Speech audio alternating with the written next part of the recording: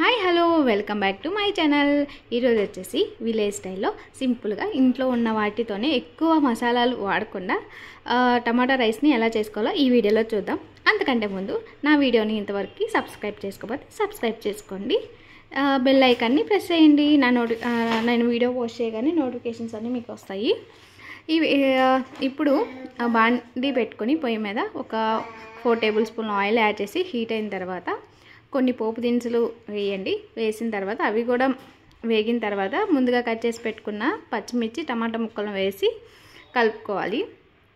ఇప్పుడు టమాటాలు పచ్చిమిర్చి అవి మగ్గడానికి కొంచెం సాల్ట్ యాడ్ చేసుకోండి.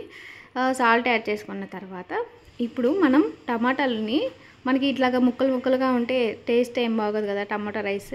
సో అందుకని కొంచెం హై ఫ్లేమ్ మీద పెట్టి బాగా టోస్ట్ చేసుకోవాలన్నమాట.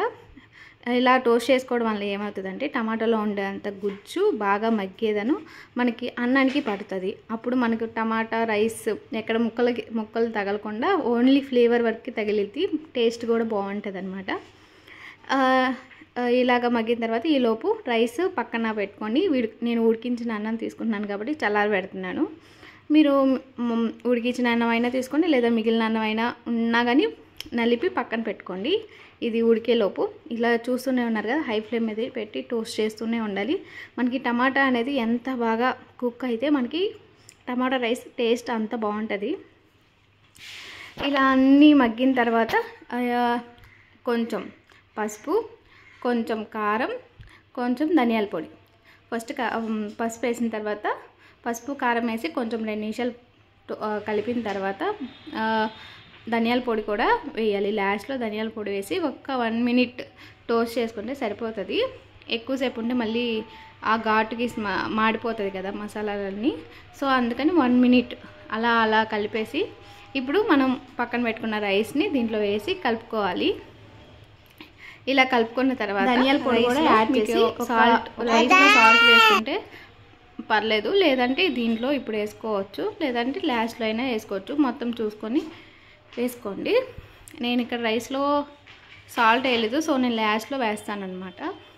ఇలాగా మొత్తం మీడియం ఫ్లేమ్లో పెట్టుకొని మనం గుజ్జంతా అన్నానికి పట్టే విధంగా ఇలా కలుపుకోవాలి. ఇప్పుడు ఇలా అన్నం మొత్తం కలిసిన తర్వాత ఇప్పుడు హై ఫ్లేమ్లో పెట్టి 2 మినిట్స్, అంటే 2 మినిట్స్ అంతకన్నా ఎక్కువ కూడా వద్దు, 2 మినిట్స్ పెట్టి గరిటె పెట్టి కలుపుతూనే ఉండండి లోపల నుంచి బయటికి.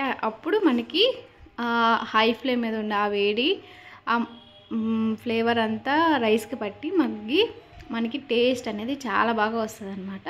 ఇక్కడ నాకు సాల్ట్ చెప్పాను కదా లాస్ట్లో వేస్తానని, ఇట్లా సాల్ట్ వేసుకొని మళ్ళీ ఇంకొక 1 మినిట్ కలిపి పక్కన పెట్టుకుంటే సరే, అంతే వేడి టమాటా రైస్ రెడీ.